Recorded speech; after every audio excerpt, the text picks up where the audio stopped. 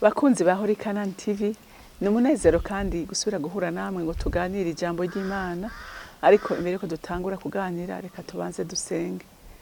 Imbere yawe mukunzi mwiza ngushima, nifatanije n'ivyaremwe byose, inyoni ziraririmba, Mwami Imana zivuga ubukuru bwawe, ibiti birahunga, abana bivuga neza yawe, inzuzi zirasuma, ivyaremwe byose Mwami Imana biraguhimbaza buri munsi. Natwe abana b'abantu nitworeka kugushima kuko watugiriye neza, watugize ikiremwa c'icubahiro, kuko wadusemwe mpwemu yawe kandi duhana kuganza ivyo waremye. Ndagushima mwizigigo, ushimwe kandi wubaho muri byose na hose, mu izina rya Kristo Yesu senze nizeye kuvyumvise. Amen, amen.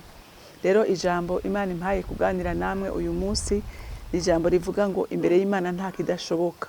Naho haraho yemera bimwe bikabanza gupfa kugira yiheshe icubahiro. Haleluya. Hari ivyo yemera bikabanza gupfa, hari ivyo yemera bikabanza kubora kugira ngo ishingire nta izina ryayo. Haleluya, haleluya. Reka dusome ijambo ry'Imana muri Yohana igice ni 11, turasoma umurongo wa 25. Yesu aramubwira ati, ni jewe kuzuka n'ubugingo, unyizera niyo yoba yapfuye azobaho. Amen. Umva, iri ni ijambo Yesu bwiwe yivugiye. Yarivuze igihe yaragiye kuzura Lazaro.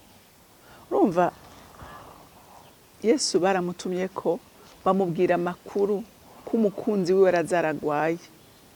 Ariko Yesu ntiyaciye agenda, kuko rimwe na rimwe hari igihe Yesu abanza kureka ibintu bigapfa. Haleluya.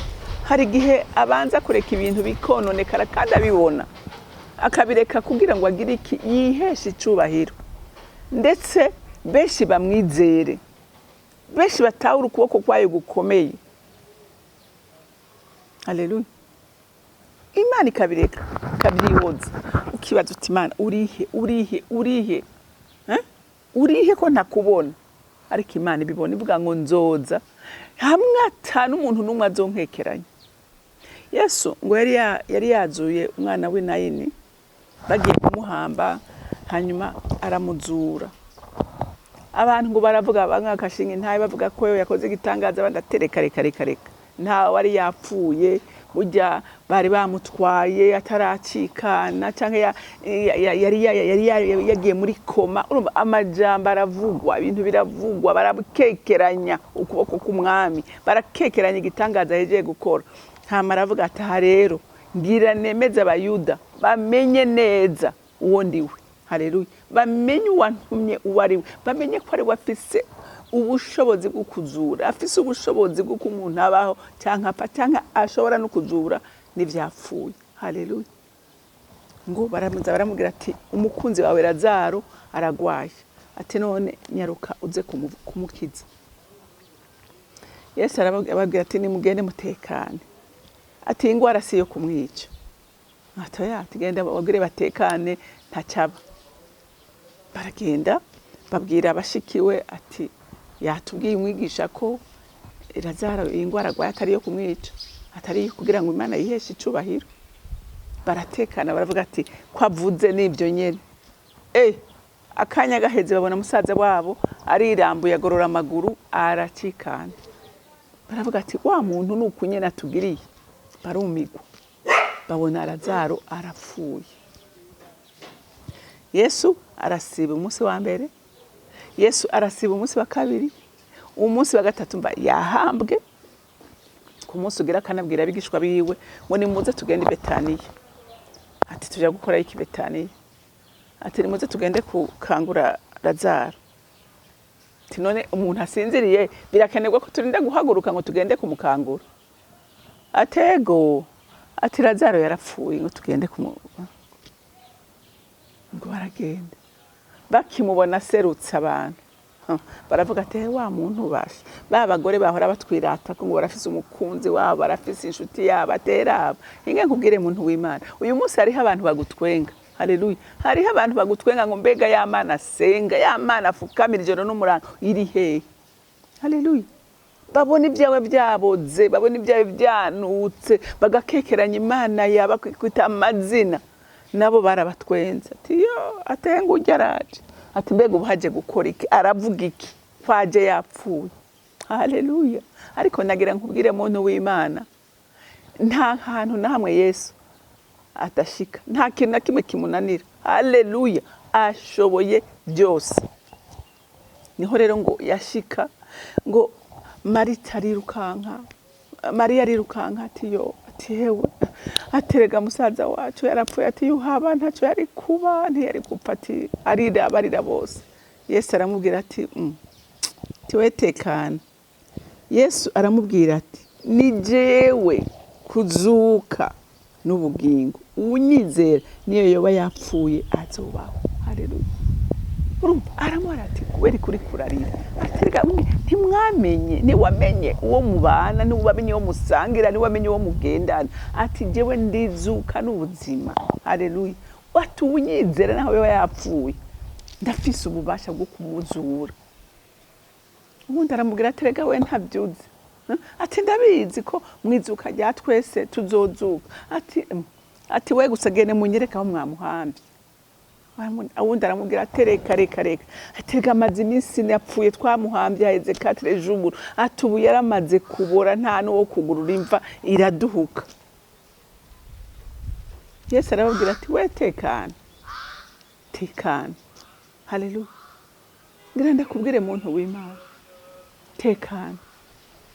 Haleluya. Tekana. Ibyawe byaboze ndabizi, ibyawe byanutse ndabizi, witwa amazina ndabizi, urasuzuguwe, hari umwambaro wambitswe n'umwansi, hari amazina witwa mu kibano, ariko nkuzaniye ijambo ry'ihumure rivuga ngo Yesu ibyo byose arabishoboye. Haleluya. Yesu ibyo byose arabishoboye. Yesu arashoboye guhindura ibyahindanye kabihindura bikaba bishasha. Yesu arafise ububasha bwo kuzura. Haleluya. Arababwira ati reka twe tugende gusa mujye kunyereka ahantu mwamuhambye. Ngo baragenda. Ngo ashitse ati mwebwe ico musabwa ni kimwe, jewe ibyo nakoze ndabizi. Haleluya. Ibyo nakoze ndabizi, ariko birasabwa ko mwebwe mubanza gukuraho ibyo mwakoze. Banza mukureho icyo kibuye. Haleluya. Muntu w'Imana, wowe kuraho icyo cyaha mu mutima wawe, we kuraho ibyo tuma Yesu ataza guzura, bikureho gusa. Haleluya. Kuraho icyaha mu mutima wawe, bavanura nabyo. Haleluya. Ibisigaye Yesu arabishoboye. Ibyo wowe udashoboye wewe, Yesu we arabishoboye. Haleluya. Haleluya. Arababwira ati mwebwe banza mukureho ibyo mwakoze, banza mukureho icyo kibuye, ibisigaye n'igikorwa canje, kuko ni jewe ntanga ubuzima, ni jewe ntanga ubuzima, ni jewe nzura ibyapfuye nkabihindura bizima, ariko ibyo mwashizeho ni mubikureho. Rero nawe muntu w'Imana, kuraho. Witandukanye, wowe usigare uhanganye nawe. Haleluya. Urabe ibyo akora. Ngo barakuraho ikibuye, ngo bamuhanga amaso. Ngo Yesu nawe angwarangamiza hejuru, atera ijwi hejuru ati data ndazi kusanzwe nyumva, ndabizi Yesu nkekeranya ko ushoboye kuzura iyo yapfuye, ndabizi neza, atariko ibi ndabikoze kugira ngo nemeze aba bantu ko ari wewe wantumye. Haleluya. Ko ari wewe unkoresha.